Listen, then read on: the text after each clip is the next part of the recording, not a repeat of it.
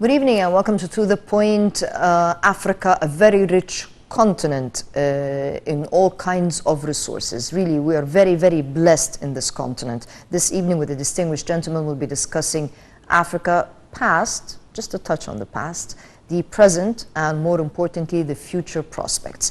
With us this evening is Dr. Magdy Saadany, who is the former economic consultant for the Comoros Republic. A pleasure to have you with us among so many other titles. Thank you. Thank you.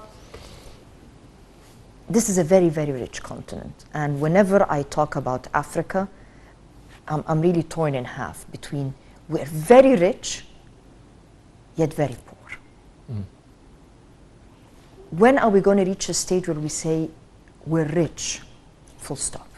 We can say that we are rich. Okay. I mean, talking wise, yes. Africa is a rich continent. Yes. But to be in that level,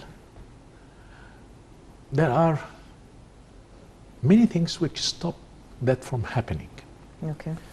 Imagine that Africa reached, with its capacities, with its fortunes, reached that high-tech level like Europe or East of Asia or something like that.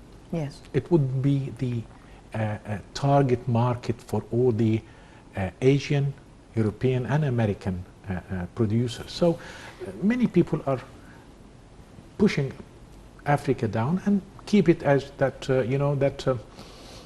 the source or supplies, just to keep it like that. But things happened in the African continent recently. Maybe in the past, we talk about the 50s, when the Egyptian revolution happened in 1952. Yes. We were the leader of the continent.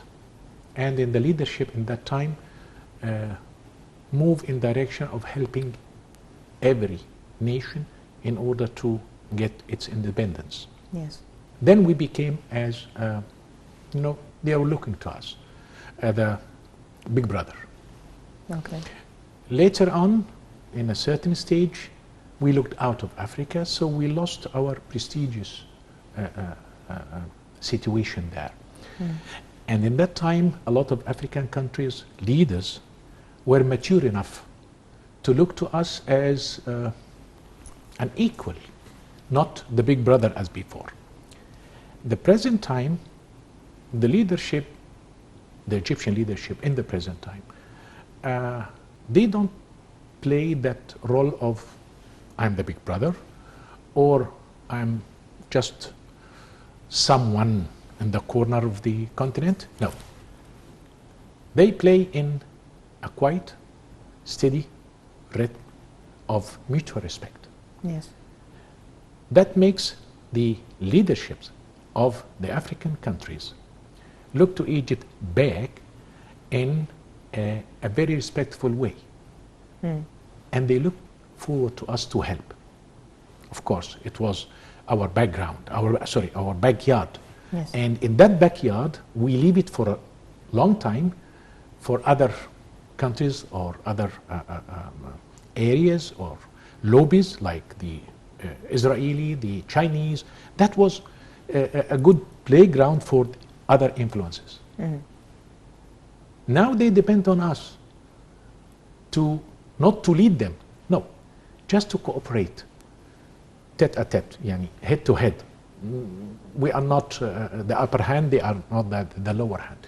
Especially, there are some high points and heavy points like South Africa, Nigeria, and in Sudan, after and before division. So now it is the right time to take our place in the African continent. Especially, we have a better way to contact with the other worlds, like I'm talking about like Asian, European, and American. Yes. And by all means, still the European look to the African continent's countries as former colonies. So Italia, till now, they claim some ideas or claim some dreams. Yes. But that doesn't go for Egypt. This is why, if Egypt speaks on the name of Africa, it sounds more powerful, more effective. So we can say that through Egypt, relationship with African countries in general, or African Union, we can represent the African interest in the world, or in front of the world. Even we can get involved in any, let's say, special relationship between China as a giant economy, Yes. and West Side African consolidation countries, or Yes. COMESA or others. Yes. We can play a role which is, now it's the time. It's for our sake and for Africa's sake. In our tenure, throughout the tenure of our chairmanship of the African Union, and worth noting that we were a member, we were removed, and then we went back again, and then we became the head of the chairman of the African Union for a while. Were we capable of uniting the Africans, setting a strategy, unifying a goal? Because one way to move forward is to have one goal, one objective, one vision. Has Africa reached a stage whereby we have one mission and vision for the continent? See, to have one vision, yes, we can have one vision. To have one dream, yes, all the African countries can have one dream. But can we do it? This is the question. Can we do it? No. Why not? Not in the not in the present time, and not for a generation or two. Why? Because if we look to the European experience, Yes. all the bloody war that happened between the countries ends after like a couple of 100 years, and then they start to realize that it's the only way to stay next to each other, to be neighbors, not to be competitors. That after a long time. Africa has a different thing. The African countries, they don't have a world war like First and Second World War in Europe. Moreover, Africa, it's not one continent. It's one continent, but it's not nations. You know, you can find a race or tribes divided between 3 or 4 or 5 countries, and you cannot unify them. You cannot create one. You can have the dream, but you cannot create one nation. I think the African Union, the present time, is aiming to do that, but we have a lot of enemies outside the continent. They don't want this to happen. So I think by growing the development of the economy of the countries and sharing, I don't want to say to get a leadership somewhere, but sharing the responsibility with other countries in the continent, based on what, on one fact. Yes. It's mutual interest. It's mutual benefit for both of us. If that happened, then we will start the day one of unifying Africa. Especially Africa has, you know, the Great Desert separates north of Africa from south and mid of Africa. It needs time. It will happen. One day will happen. Keeping the dream, keeping the goal, it's keeping the goal alive. We don't want to forget it by the time. And I think our leadership moving south is the best way we should follow, at least for the next decades. When you look at how the African continent is surviving COVID-19, because some economies really are deeply bleeding. If you look at our economies in this region, how do you see them? How do you see us moving comparatively? Our economy? No. Egyptian and African. No, Egyptian economy is, alhamdulillah, survived and still surviving Yes. in a way. I don't want to go to statistic, but Allah is protecting this country in a very, very different way. So we are protected.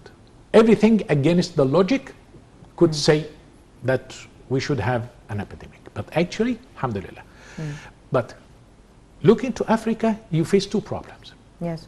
The first problem that you don't know how much or how far the COVID-19 is spreading in the country, and how much it's affecting the economy, because most of them are, I can't say primitive, but they are just a beginner in the economical development. So you don't have exact figures, how many, what is the effect, how many they need. For example, the WHO. If you ask WHO how many doses you need for vaccine for Nigeria, they don't know, because Nigeria did not give them the exact numbers. And the same for every country, or most of the countries. So we survived. Africa will survive in a way, because we are not,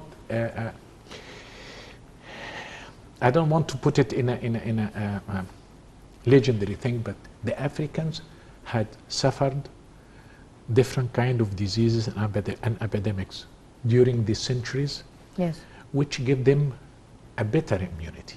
So I think they will survive. But the impact, economical impact, nobody can figure it out now. We will know that in a couple of years. But sometimes a problem could be turned into something useful. There is a window of opportunity.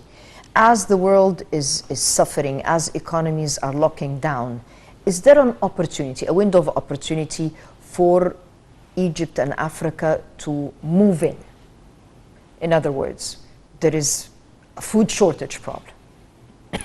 As wave 1 and 2 hit, especially wave 1, we saw leading countries that really had severe shortage of basic food supplies. Alhamdulillah, we did not have that. Touch wood, we did not have that problem.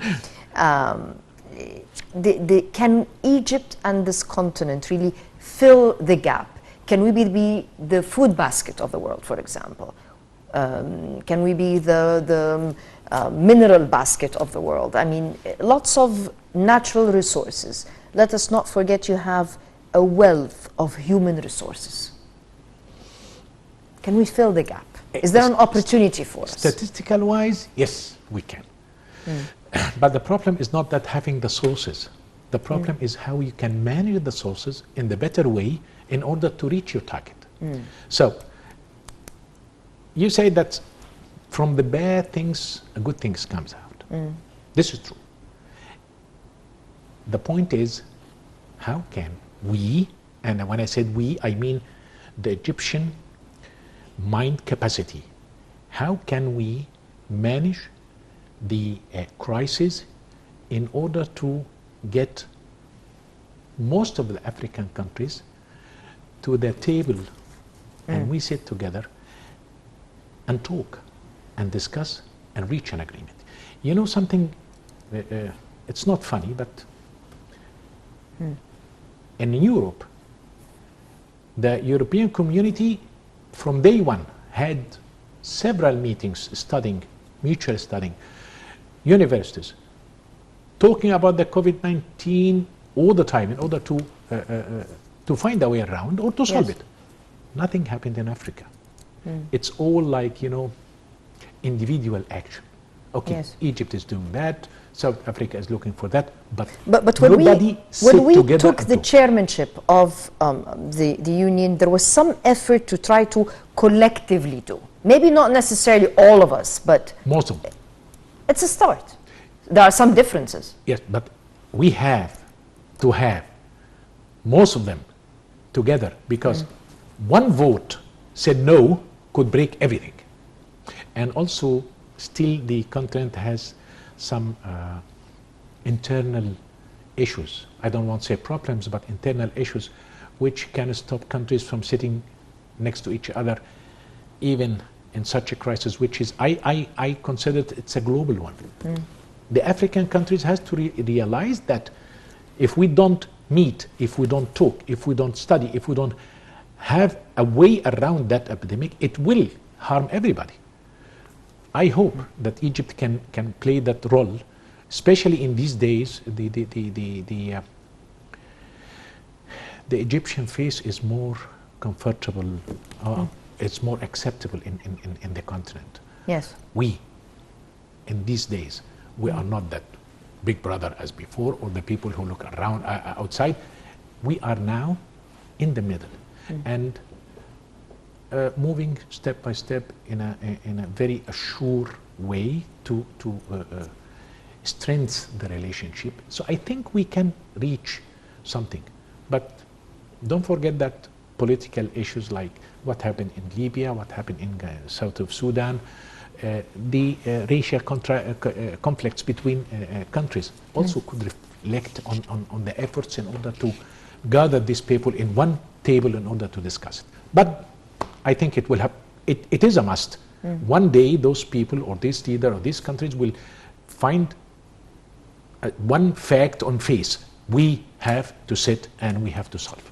Can the momentum, the energy of the future generations, the young people, the youth, because this continent is blessed with a lot of people from the younger age, can the cosmopolitan, the global, the social media, which really removed any barriers that were erected in the past, can this get the young generation to maybe think and operate in a different fashion in the future? We have to recruit Al-Azhar. We have to activate the Egyptian education prospects in the African continent as it was before. Yes. You may look in the past, 50 or maybe more than 50% or more of the leaders of the African continents were educated either in other or Egyptian universities. Or at least they have a higher education in our universities. So I think we have Cairo University in Khartoum. Yes. We should have more than one Cairo University somewhere else. We have Al-Azhar and we have some branches. Okay, why we don't open branches for Al-Azhar in some, especially in West Africa? Yes. We should not give a space for expansion for other ideas, especially as you mentioned, there's no barriers. So instead of giving them the info, the information on social media, let's teach them. Teach them by universities, branches of all the Egyptian universities everywhere. We open our doors for scholarship for all Africans to come and study. You know, when they come, when they study, when they eat our food, I know one of the presidents, and this was true. I hospitalized him in United Arab Emirates some years ago, and his first request was he wanted to have an Egyptian food anywhere. Alhamdulillah, there was a restaurant there. I get him an Egyptian food. He said, this food, I live on it for 5 years while studying in Egypt. It's a bit different. When you study in Egypt, you create a bond with Egypt. Egypt, land, soil, Nile, culture, people. So if we got these people in our university, in our schools, in our institutes, teach them what it should be good for their countries, they will be ours. And they will be very beneficial for their countries, and they keep it for us. I don't want them to pay me back, but at least I know how they think. I train them what is good, as we did in our country. We give you what is the best, you do it in our countries, in your countries. This is the best way. So we can use our situation, our capacity. We have many universities. And again, Al-Azhar is very important. It plays a very, very good role. We should not let them go to other areas to know about Islam or Islamic religion. No, it's in Al-Azhar. They respect it. Let's open our doors again and again, and for free. And Okay. believe me, whatever we pay now, whatever they cost us, we will collect it back. Collect it back not in money, in a respect, in a cooperation, and any cooperation with any African country will give us a lot of momentum, which can push the the Egyptian economy to a peak, which we don't dream with. Can we put aside political differences to move forward economically at very difficult and trying times? I mean, we have a lot of tensions in the continent, a lot of parties that are not abiding by international law, let's put it that way. Can we put the differences? Can our economic goals get us to see eye to eye and overcome any differences to move forward economically in the interest of every party concerned? Yes, if you talk about Egypt, let's take Egypt an example. Yes. We have a crisis with Ethiopia, but still our president, till this very moment, he called the Ethiopian brothers. And I am sure that if the Ethiopian leadership knock our door in the morning and jump to Cairo, sit with President Sisi, things will be solved. He will not take it as a crunch. This guy said or did. No, no, no, no. I think our political regime with a theory of let's not fight, let's get the people close. Let's build. Let's build, let's respect. We can cross these barriers, but you have only one Egypt in the continent. South African, you need other pragmatic rulers or theories of power. Egypt can, maybe South Africa, maybe Sudan in the new regime, but still now we have a problem in the west of Africa between Sahara, Mauritania, Morocco, Algeria, and the sad thing that every country took a side and they didn't look. What would happen if we leave this side and take the other side? What would happen if we sat together? That's what the European did. Nobody can deny the Is there eternal hope? between Germany and France. Is there hope for an strong African economic bloc? I mean, it's really one of the pioneers of the concept of an economic bloc was right here in this part of the world. Yes, there is. Is there hope that we can have a strong economic bloc? Yes, A but bloc to be reckoned with? we have to regenerate a new generation of leadership in the continent which believe on, as you said, let's sit and build. Let's talk. Put the gun aside. The racial conflicts in Africa is the worst in the world. Imagine we have a peace treaty with Israel after how many years? Imagine those countries sit together and said, okay, Rwanda, Burundi, the civil wars, okay, let's put the gun down, let's build something and believe in it. To have this generation, we have to start from now. My point is that we can set them an example.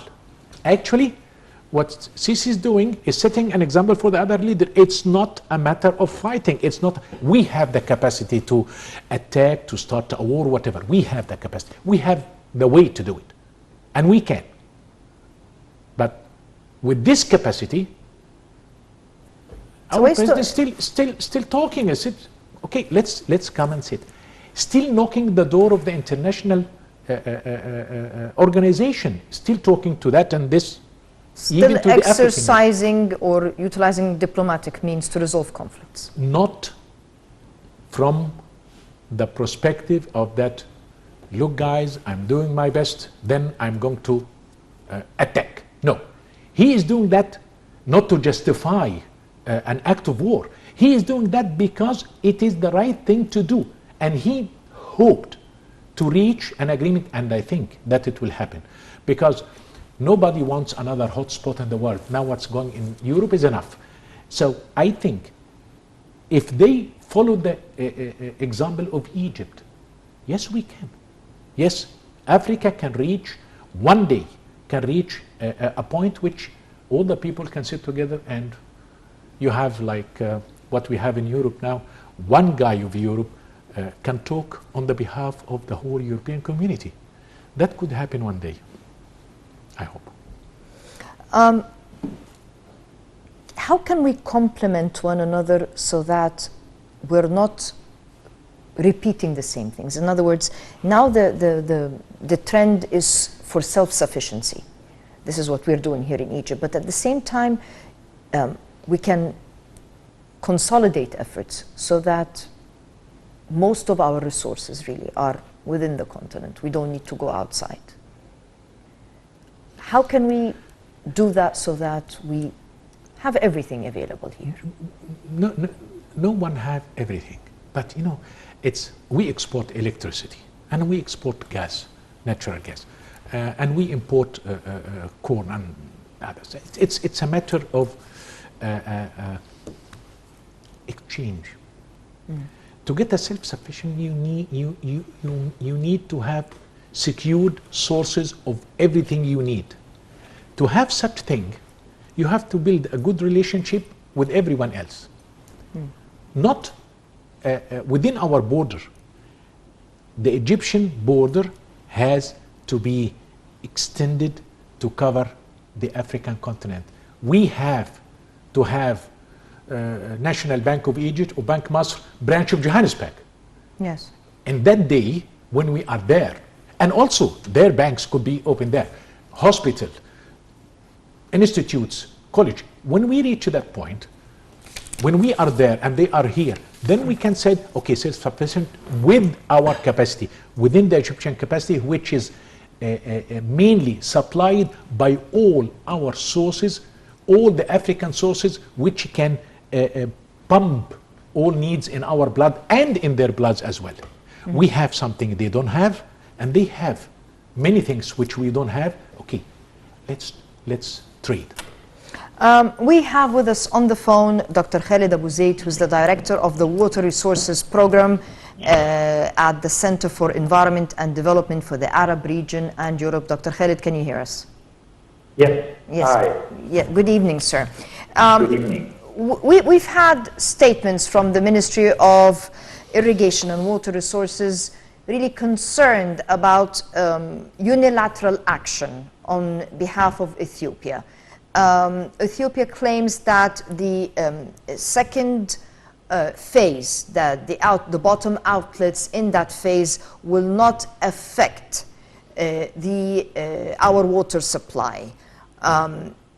Egypt is saying it will, and that it will only pass 50 million cubic meters, I believe, which does not meet the needs of both Egypt and Sudan. Can you just comment on that? How will we be affected by that second phase? Well, the two outlets cannot the flow during the same time that it arrives. So let's say that the flood comes in the months of July, August, September, and a little bit of October. This is the majority, 80% of the whole flood of the year comes during this period. This is the highest peak of the flood of the Blue Nile.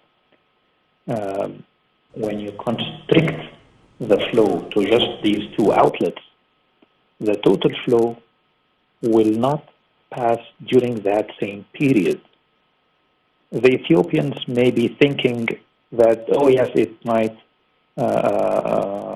pass the flow, but it may be distributed all over the 12 months of the year.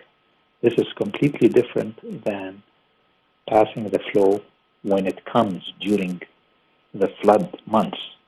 And this is very critical for Sudan, for instance, because they depend on the flow that comes, and they use it.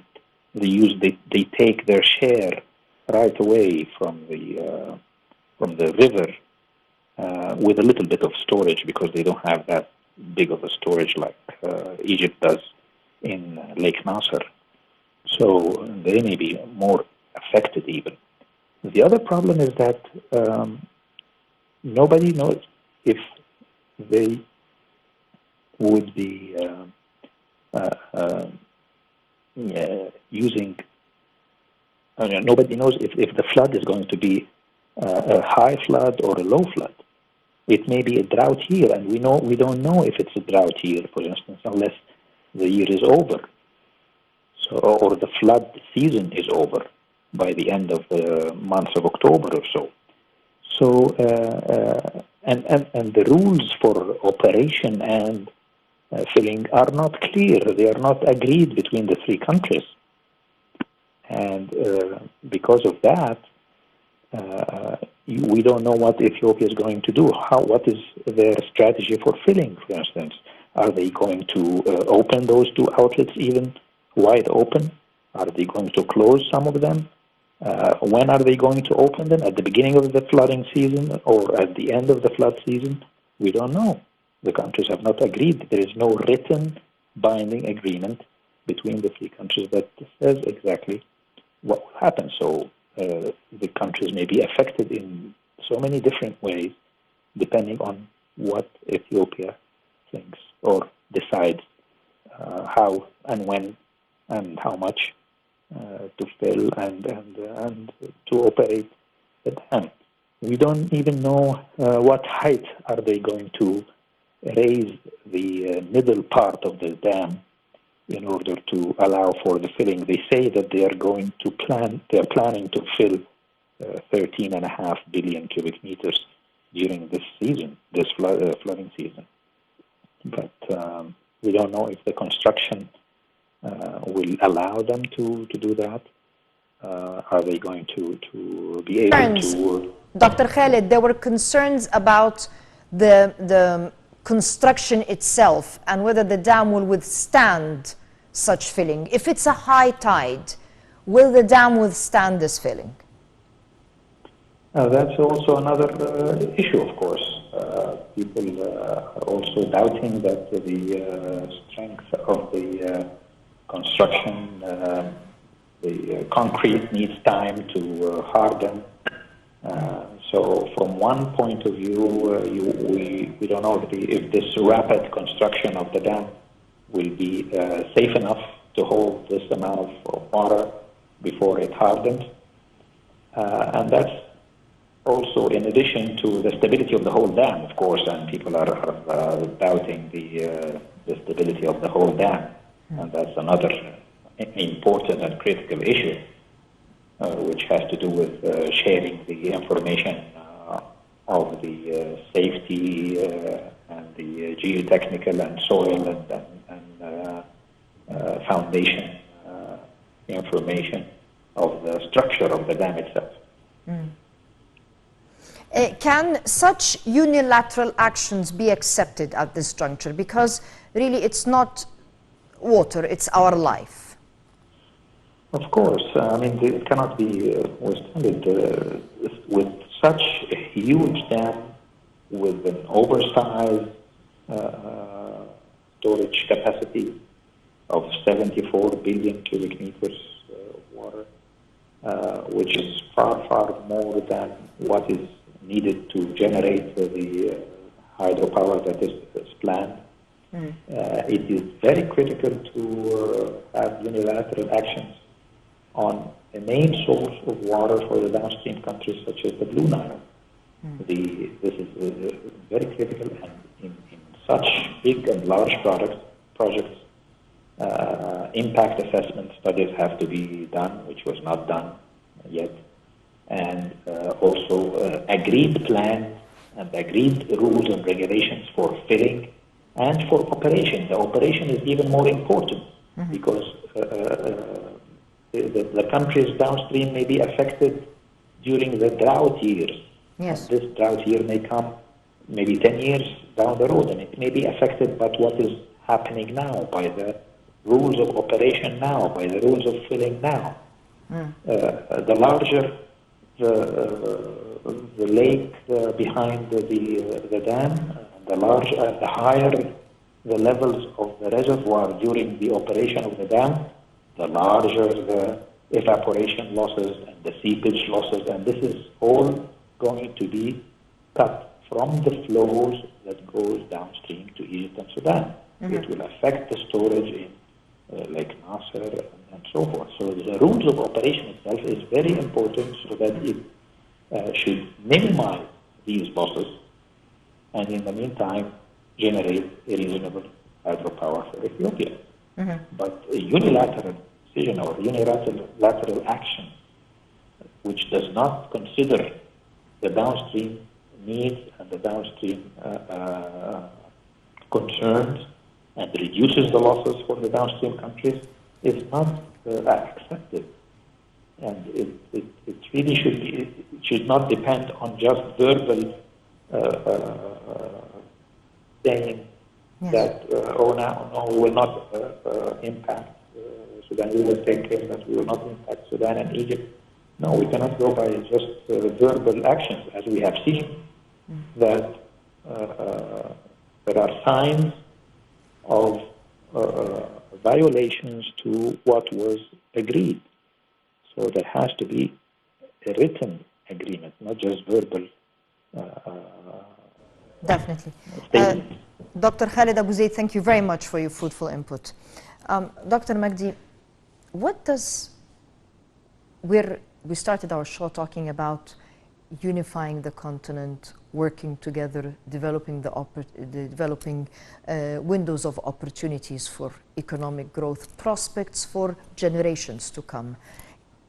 Unilateral action that can be damaging to neighbors. What does this do to the African rank and file, the fabric that we want to unify, a continent that is very rich, a continent that suffered a lot of colonization, a continent that is suffering at the hands of terrorism, and can we withstand a continent that is also suffering, that should be suffering as a result of unilateral actions as well? Let's say that such action does not blow up the whole efforts. Okay. It will not put it down, but it will slow it down. Yes. Why? Because unilateral actions are coming from one, and one against many will not stand. It's not a call of war. We've had this in the Arab region. One country decided to do things unilaterally until it was marginalized. Actually, what they did had changed the face of not only our area, some other areas, totally and forever. But commenting for what Dr. Khalid said, he stressed some points which is very important. We have to highlight one thing. Yes. It's not water for us. It's our life. Even it's not a life. Dignity? Exactly. Getting Egypt to their knees is a dream for many, let's say, many power. Who attempted. And attempted and practicing such thing. You know what? I do believe that if we don't have the Nile, or if we have low, we would have other sources. But losing dignity, end of the story. Yes. And if you put Egypt down to its knees, God forbid, hasha lillah, that means not only Egypt, no, the whole continent. The chance of the continent to be something, get somewhere, will be blown up away forever. So it's not only water. The other good thing happened out of this dam action, that Egypt realized that we have to reinforce our relationships with the surrounding country around Ethiopia, especially the countries like Congo, Rwanda, Burundi, and Kenya, Uganda. These countries are very important for us. They are markets for us, and also they are neighbors for that, let's say, Rouge nation. I don't think they will do it. And let's verify a dam in Egypt, not like a dam and a source of Nile like Ethiopia. The dam in Egypt was calculated very carefully. Yes. And also we have to consider that it's not affecting climate anyone's changes, life. the climate changes during the last decades is different. If we can, in the past, we can expect the flood will be 1 or 2 or 3 or 4, whatever level is. Now we can't. As Dr. Khalid said, nobody knows what will be the other flood, the coming flood. Maybe it's dry, maybe it's poor flood, maybe it's a high flood. And what would happen? Nobody knows. This is the point. That dam, according to the Ethiopian people, according to international experts, they said it was not calculated in the right way to face, let's say, high flood. And when I say high flood, means high flood over the head of the dam itself. Not only Ethiopia will be damaged, also Sudan.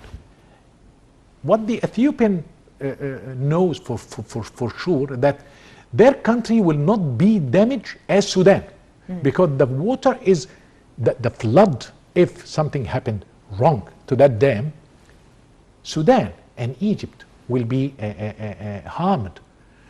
South of Ethiopia, it's 57 kilometers from Sudanese border. So the rest of Ethiopia will not suffer. We will suffer, Sudan will suffer before us.